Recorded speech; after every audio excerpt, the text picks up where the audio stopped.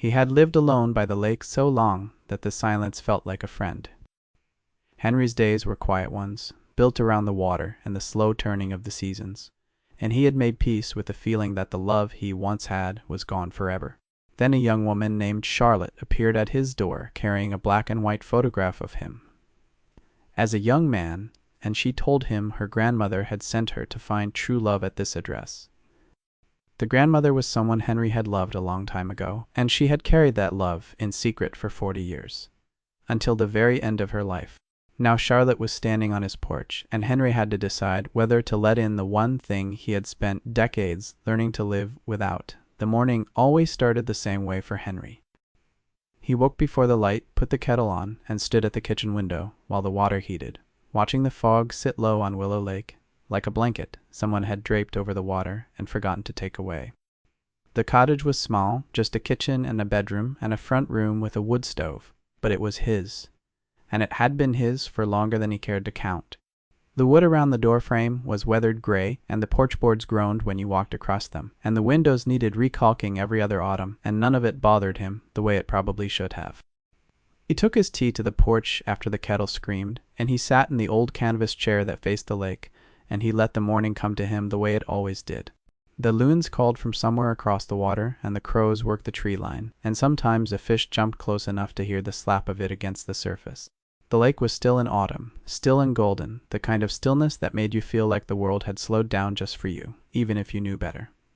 Henry was 62, though he didn't think about his age much. His hands were rough and slow from years of fixing things himself, patching the roof, mending the dock, splitting wood until his shoulders burned and his mind went quiet. His hair had gone silver years ago, and his face had settled into lines that made him look thoughtful, even when he was thinking about nothing at all. He moved through his days with a kind of careful rhythm, the way a man moves when he's been alone long enough to know exactly how much space he takes up in a room. Once a week, he drove the truck into town for supplies. Flour, coffee, lamp oil, whatever the hardware store had on sale. He nodded at the people he recognized, and they nodded back, and that was usually the extent of it. The woman at the post office sometimes asked how he was doing, and he always said fine, and she always smiled like she didn't quite believe him but was too polite to push. He didn't mind the quiet of the town or the way people treated him like a landmark more than a neighbor. That was the trade you made when you stopped reaching out, and Henry had stopped reaching out a long time ago. The cottage had a mantel above the wood stove, and on it sat a few things that had been there so long they felt like part of the structure itself. A brass clock that didn't keep good time, a pair of iron candlesticks, a clay bowl with matchbooks from places he had never been, and one photograph, turned face down, in a silver frame that had tarnished to the color of rain clouds. Henry never touched that photograph. He never moved it, or cleaned around it, or acknowledged it in any way, but he knew what it showed, and some part of him always knew, the way you know where the stove is in the dark. There were mornings, especially in autumn, when the light hit the lake just right, and the air smelled like wood smoke and wet leaves, that Henry caught himself looking toward the road. Not the lake road, the dirt one that connected the cottage to the highway, the road that nobody used unless they were lost, or delivering firewood. He would look at it, just for a second, and then he would shake his head and go back to his tea, as if the looking had been an accident, a reflex from some other life that had nothing to do with this one, and maybe it was. Or maybe it was the last ember of a hope he wouldn't let himself name, burning low and steady in a place he couldn't reach. What he didn't know, on that particular Thursday in October, was that something was already on its way down that road, carrying his past in a canvas bag. It was a Thursday in late October when Henry heard the car. The sound was wrong for the lake, too mechanical, too fast, the kind of noise that belonged to highways and cities and places where people had somewhere to be. He set his mug on the porch rail and watched the dust rise along the dirt road, and the dust settled around a small blue sedan that pulled to a stop just short of his mailbox. The door opened and a young woman stepped out. She was tall, with blonde hair that fell past her shoulders, and she wore a fitted knit top the color of autumn leaves and a pair of jeans that had been walked in for miles. There was a canvas bag over her shoulder, the kind with frayed straps, and a button that didn't quite close, and she held it against her hip with one hand the way you hold something you aren't ready to set down. She stood beside the car for a moment, looking up at the cottage, and then at the lake beyond it, and then back at the cottage, as if she were comparing what she saw to something she had carried in her mind for a very long time. Then she walked toward the porch steps, slowly, not like she was afraid, but like she was giving both of them time to get used to what was about to happen. Henry stayed in his chair. He watched her climb the 3 steps to the porch, and he saw her take a breath before she spoke, and he noticed the way her eyes moved over searching his face with a kind of recognition that didn't make sense because he was certain they had never met. "Are you the man who has lived here a long time?" she asked. Her voice was low and careful, the way people speak when they're holding something fragile. Henry nodded. "I have lived here most of my life." She looked at him for a long moment, and something in her expression shifted, like a door opening a crack inside a room that had been closed for years. Then she reached into the canvas bag and pulled out a photograph, old and worn, black and white, the edges soft from being handled too many times. She held it out to him and he took it, and the moment his fingers touched the paper, his hand trembled. He didn't look at the photograph right away. He looked at her instead, this young woman standing on his porch with the lake behind her and the autumn light catching the gold in her hair, and he tried to understand what was happening, because nothing like this had happened in 40 years, and he had stopped expecting anything to happen a long time ago. "My grandmother told me to find the man at this address," Charlotte said. "She said he would be waiting." Henry held the photograph in both hands now, steadying it, though the trembling had moved from his fingers into something deeper. He looked down at last, and what he saw hit him, like weather, like a sudden wind out of a season, he had forgotten was possible. He didn't say anything. He just stood there, holding a piece of his own past in his hands, staring at a face he had not seen in 4 decades, but knew better than his own. "I need a moment," he said quietly. "Please wait here." Charlotte nodded, and Henry turned and went inside, and the screen door closed behind him, with a sound like a period at the end of a sentence. Henry sat down at the kitchen table, with the photograph under the lamplight, and, for a long time, he didn't move. He just looked at it, the way you look at something that shouldn't exist but does, the way you look at a ghost that has learned to hold still. The photograph showed a young man standing by the edge of Willow Lake, one hand raised to shade his eyes from the sun, the other resting easy at his side. He was smiling, not at the camera, but at something just beyond it, someone just out of frame. And the smile was the kind that comes without thinking, the kind that rises from a place so deep you don't even know it's there until it's already on your face. The young man was strong-jawed and broad-shouldered, and not yet touched by anything hard, and Henry knew with a certainty that went all the way to the floor of him that the young man was himself at 22, standing exactly where the dock used to be. But it wasn't his own face that held him. It was the figure behind the young man in the photograph, standing at the water's edge with her back half turned, laughing at something he must have said, dark hair blowing across her face, one hand holding her skirt against the wind. The lake glittered behind her, and the dock stretched away to the left, and the trees were full and green, and everything about the picture said summer, said youth, said the kind of happiness that is so complete you don't even know you're inside it until it's over. He hadn't seen his photograph in 40 years. He hadn't known it still existed. He had assumed it was lost or thrown away or destroyed in one of the small erasures that happen when a life changes direction and the old road gets swallowed by brush.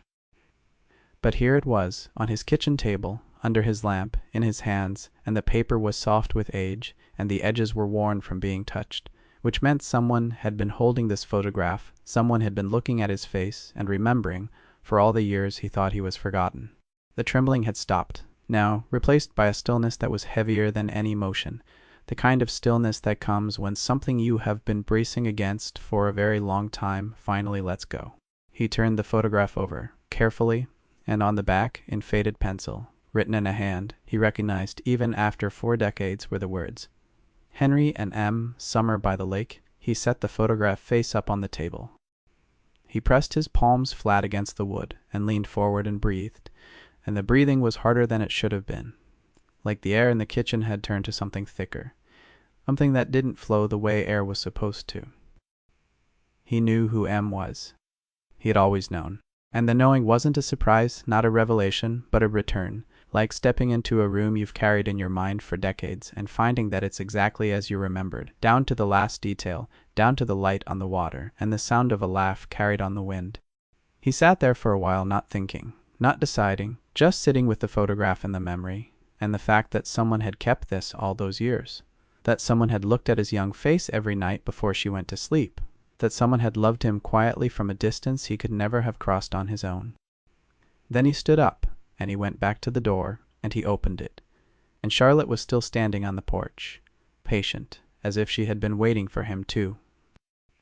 Henry held the door and gestured toward the kitchen, and Charlotte stepped inside, and the cottage felt different with another person in it, the way a room changes when it's asked to hold more than it's used to holding. He put the kettle on again, not because he needed tea, but because he needed something to do with his hands, and when the water was ready he poured 2 mugs and set one in front of her and sat down across the table with the photograph still between them, face up like a word. Neither of them was ready to say out loud. "Tell me about your grandmother," Henry said. Charlotte wrapped her hands around the mug and began. Her grandmother's name was Margaret, and she had died 6 months ago in the spring, in a small house in a town Henry had never heard of, surrounded by photographs of people Charlotte didn't recognize, and one photograph, kept hidden, of a young man she had never been able to explain until the very end. Margaret had been a quiet woman, Charlotte said, kind and steady, the kind of grandmother who baked on Saturdays and hummed while she folded laundry and always had a sweater ready when the evening turned cool. But there was a sadness in her that lived around the edges, the kind of sadness that people learn not to ask about, because the asking doesn't make it smaller, it just moves it closer to the surface. On the last day, she could still talk clearly, Charlotte said. "She told me to find you." Henry didn't interrupt. He sat with his hands around his mug and the steam rising between them, and he listened, and his face gave nothing away, though Charlotte could see the muscle along his jaw working, the way a man's jaw works when he's holding something down. She said there was a man who lived by Willow Lake, and he had been the love of her life, and she had never told anyone about him, not even my mother. She said she had kept it a secret because she had to, because the time was wrong and the world didn't let her choose, and she had lived a good life anyway. But the good life had a corner in it she never opened.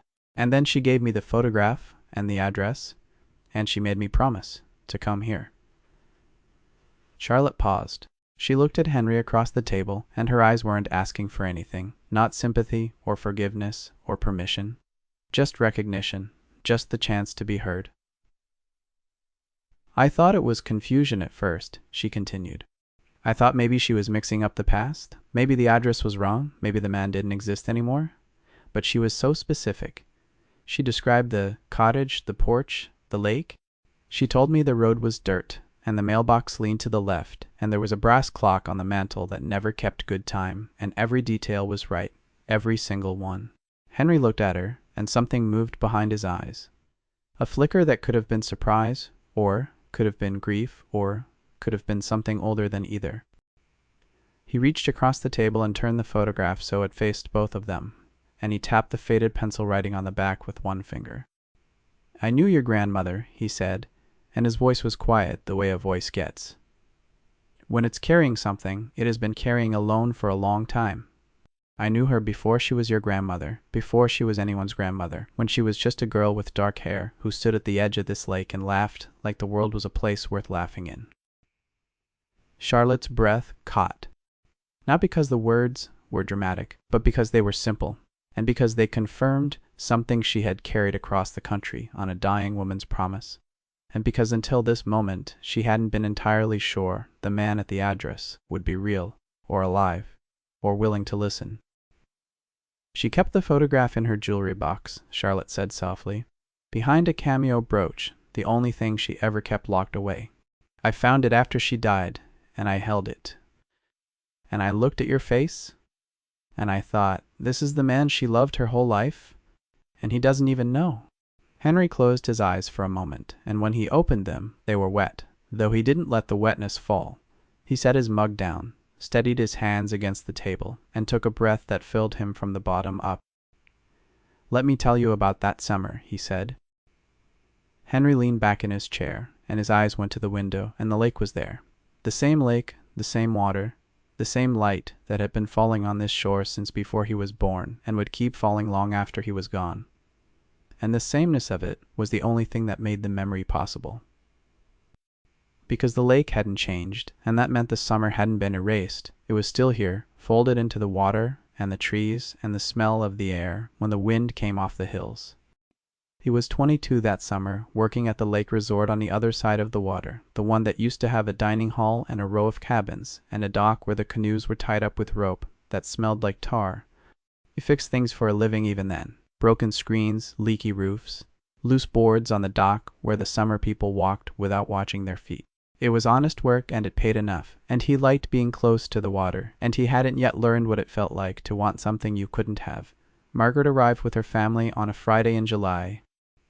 2 weeks, that was the plan, 2 weeks, at the resort before they went back to wherever people like that came from. Cities and schedules and lives that ran on clocks instead of sun. She was 22 too, and she had dark hair that she wore loose, and she laughed easily, the kind of laugh that makes the person who caused it feel like they have done something right without even trying. They met on the dock. She was sitting on the end of it with a book, and he was kneeling a few feet away, driving a nail into a board that had worked itself loose, and she looked up from her page and he looked up from the nail, and the looking was enough. That was the whole beginning. Nothing dramatic, no thunder, no coincidence that someone would write into a story. Just two people seeing each other across a space that was small enough to cross. The 2 weeks turned into the whole summer. Her family left on schedule, but Margaret found reasons to stay. A friend nearby who needed help with her garden, a job at the general store that lasted exactly as long as she needed it to, reasons that weren't really reasons at all, but excuses, and the excuses were all Henry, and they both knew it, and neither of them pretended otherwise. The summer was full of small, perfect things that didn't feel perfect at the time, because they were too close to feel like memories. Yet swimming at dawn, the water cold and smooth and dark, her laugh echoing off the hills. Suppers on the porch of the cottage he was renting then, a radio playing from somewhere next door, and the smell of garlic and tomatoes. Evenings on the dock, her feet in the water, his hand on her back, the silence between them, already the kind that says, "More than words can hold." It wasn't the dramatic kind of love, the kind that arrives like a storm and pulls the roof off your life. It was the kind that settles into your bones so quietly you don't notice it's there, until you try to stand up and find that it has become part of the way you walk, and breathe and turn your head. When you hear someone laugh across a room. By the end of August they had made plans. He would stay at the lake, she would go home for the harvest, help her family, and come back in the fall, and they would figure out the rest from there. They wrote each other's addresses on a scrap of paper, his in pencil, hers in ink, and they folded it carefully and put it in their pockets, and they believed in it the way you believe in something that has not yet had the chance to fail. But she never came back. He waited through September and October and the first snow of November, and the address she had written led to a house where no one answered the door, and the mail piled up on the step, and the scrap of paper with his own address stayed in his pocket until the pocket wore through, and the paper fell into the lining and stayed there. Folded and forgotten and found years later, when the coat was too worn to wear and too worn to throw away. And what Henry never knew, what he couldn't have known from where he stood, was that the silence wasn't her choice. It was someone else's. Charlotte waited while Henry told his story, and when he finished the kitchen was quiet, except for the kettle clicking as it cooled on the counter. She set her mug down and looked at him, and her expression wasn't pity but something closer to recognition, as if the story he had told matched a shape she had carried inside herself, without knowing exactly what it was. "Can I tell you her side now?" she asked. Henry nodded, and Charlotte began, and the story she told filled in the spaces that Henry's had left empty, the way light fills a room when a curtain is pulled back after years of being drawn.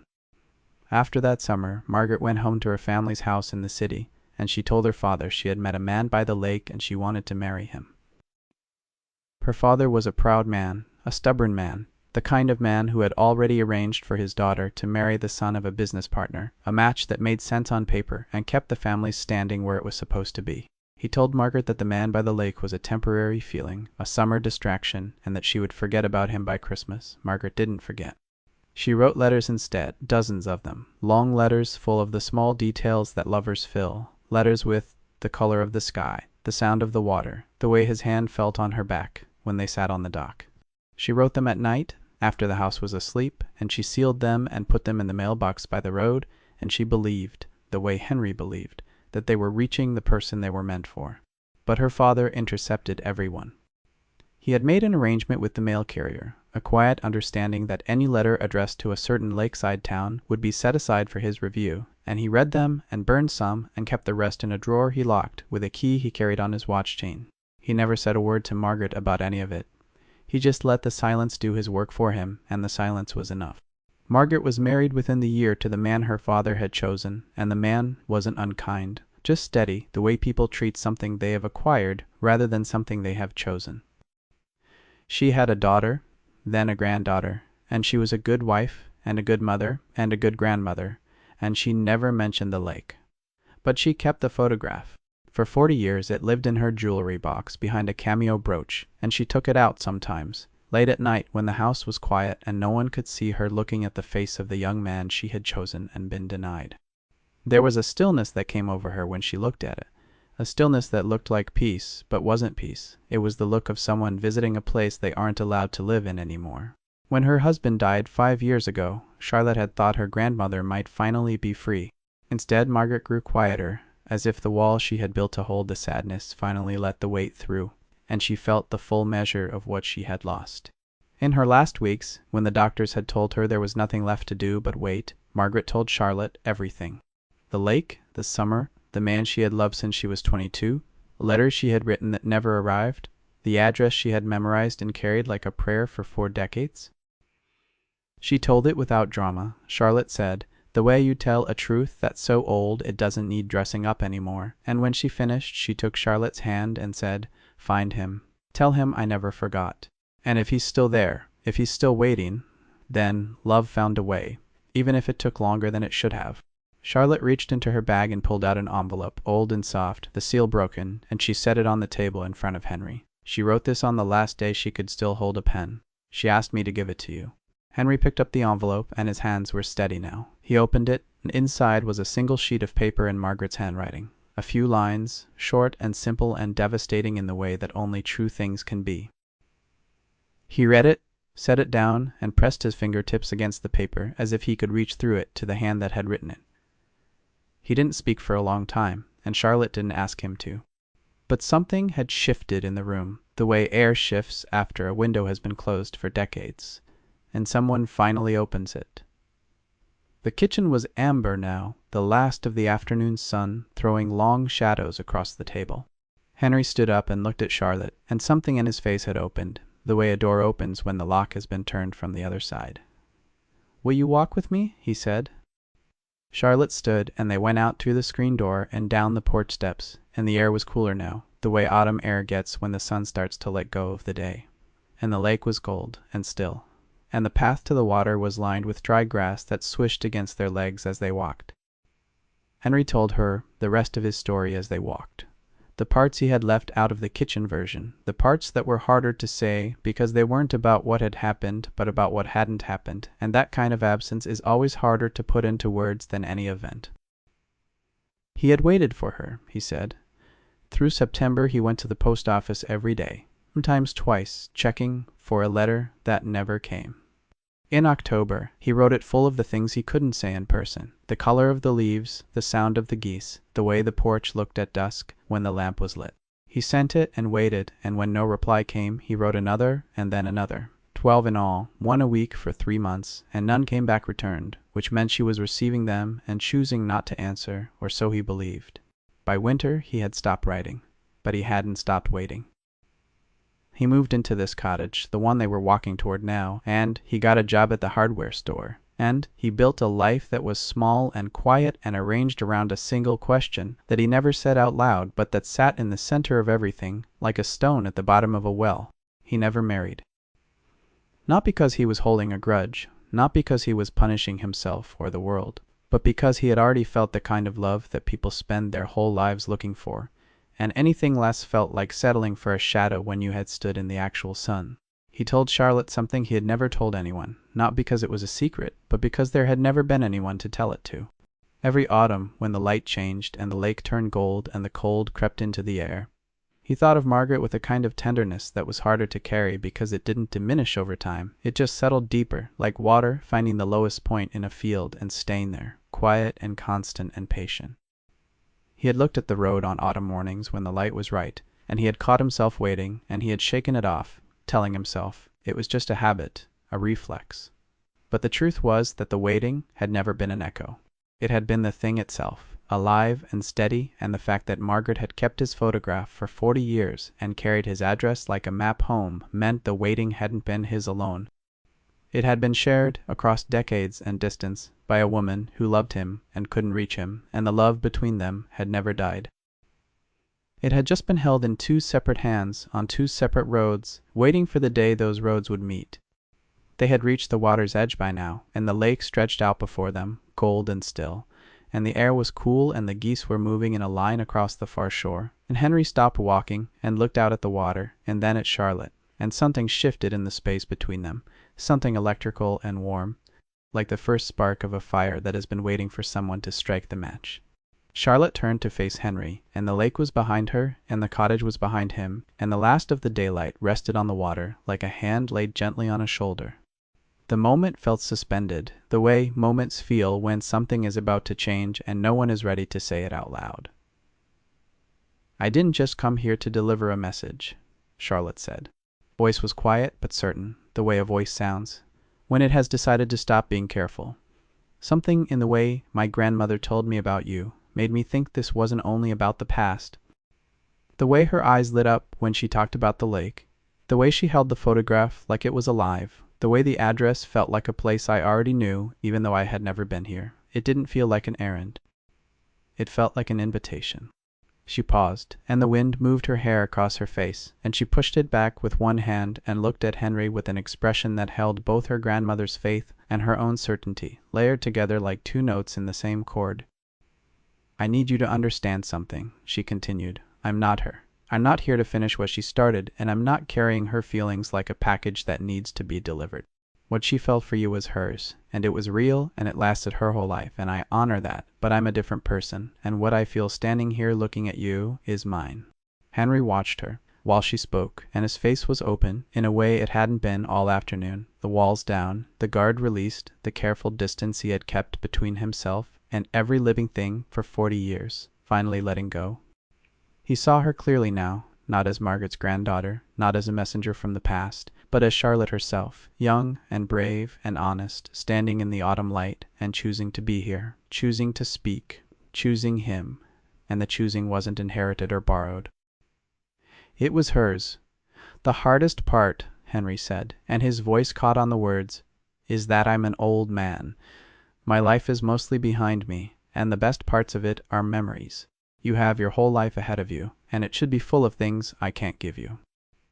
He stopped, and the water lapped gently at the shore, and the silence between them was full of everything that had been said, and everything still waiting to be chosen. "You're here," he said, and the words came out like an admission.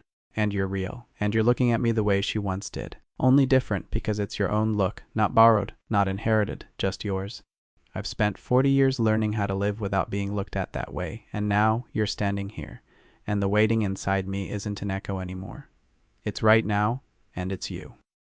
Charlotte didn't move, but something in her face softened, and the softening wasn't surrender, but recognition, the look of someone who has been heard, really heard, for the first time. "I know it isn't simple," she said. "I know the years between us are real. But the way you looked at the road every autumn, and the way my grandmother held your photograph every night, and the way I felt when I drove up that dirt road and saw this cottage, all of that is real too, and maybe real is enough. Maybe real is all love ever needed to be." They walked back toward the cottage as the last light went amber, and then dark, the path crunching under their feet. Charlotte pulled her arms close against the cool air, and Henry started to reach for the flannel shirt on the porch rail, but she shook her head and smiled, small and warm and private. The crickets had started by the time they reached the porch, and the lake had gone dark, and the cottage windows glowed with the lamp Henry had left on inside. The porch boards groaned under their feet, but the sound felt different now, like the house was greeting them, like it had been waiting for 2 pairs of feet instead of 1. Charlotte sat on the porch step, and Henry sat beside her, close enough that their arms nearly touched. The space between them wasn't distance, but attention, the kind of attention that holds something carefully because you have waited too long to be careless with it. Neither of them spoke for a while, and the silence wasn't the kind Henry had lived inside for 40 years. The kind that fills a room because nothing else will. This silence was different, heavy with everything that had been said, and everything that didn't need to be said because it was already understood. Charlotte turned to Henry, and her eyes held something that wasn't borrowed from her grandmother and not carried from the past but born right here, on this porch, between these two people who had found each other across 40 years and a dead woman's promise. "I was told you would be waiting for me," she whispered. Henry looked at her, and his face broke open, not with grief and not with surprise, but with recognition, the look of a man who has been listening for a sound his whole life and finally hears it, real and close and warm, sitting beside him on his own porch in the dark. "I have been waiting my whole life," he said. They sat together on the porch as the last light faded and the stars came out above the hills. And the feeling between them wasn't the end of something old, but the beginning of something that had always been meant to start. If this story found its way to you, leave a comment below, and tell me which moment stayed with you the longest.